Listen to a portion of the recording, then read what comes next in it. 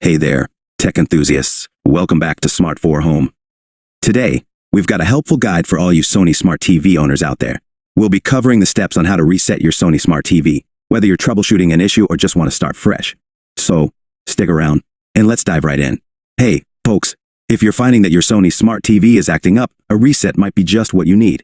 Before we begin, make sure to back up any important settings or data, as a reset will restore your TV to its factory defaults. Step 1. Access settings. Let's start with accessing the settings menu.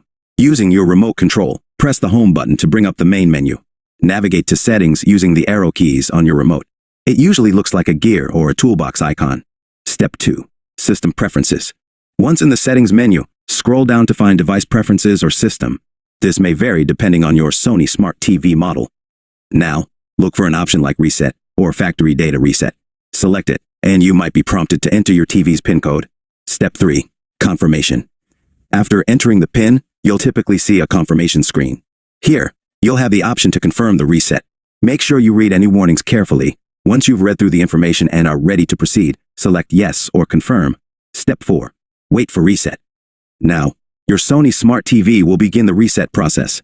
This might take a few minutes, so be patient. Your TV will turn off and on again during this process.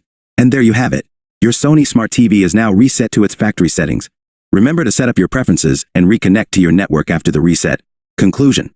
Well, that's a wrap on our guide on how to reset your Sony Smart TV. If you found this video helpful, don't forget to give it a thumbs up and consider subscribing for more tech tips and tutorials.